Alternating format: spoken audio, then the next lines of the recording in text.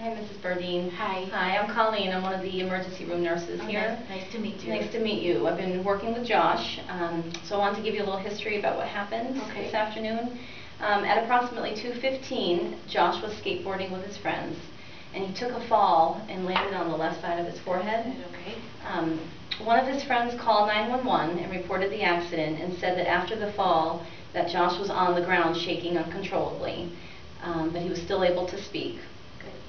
He arrived here to the emergency room at 2:30 this afternoon by ambulance, and the EMTs had put him on a backboard and placed him in a neck brace. And this was done just to stabilize his spine, just in case there were any back or neck injuries. He has IV fluids running right now, and he's also receiving oxygen therapy. He's alert, he knows his name and where he is, but he's a little fuzzy about the accident. There were CT scans done shortly after he arrived to the emergency department, which confirmed that he thankfully does not have an injury to his spinal cord. But the CT did, of his brain, of his head, revealed that he has a depressed skull fracture and an epidural hematoma. Oh, I don't know what that is. Okay. Do you know what a hematoma is? No. All right. It's basically a collection of blood where it doesn't belong, so outside your blood vessels. And in an epidural hematoma, there's a collection of blood that forms between the skull and the dura, which is a tough protective membrane that covers the brain. It'll help when I can show you a copy or Josh's actual CT scan. Yeah. So the plan now is going to involve Josh going to surgery to repair the skull fracture and remove the hematoma.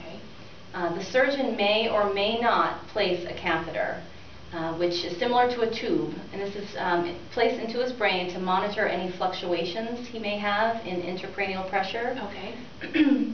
This is done because intracranial pressure can lead to more serious brain complications, and we really want to stay on top of this to minimize any complications, any chances of complications.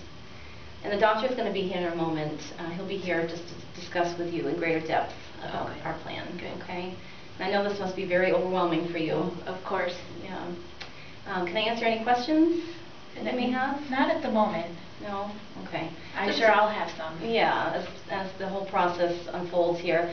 He's very strong. He's been responding very well to our treatments. We're going to try to keep you, or we are going to keep you updated with every treatment and any new information we have. Terrific. Okay.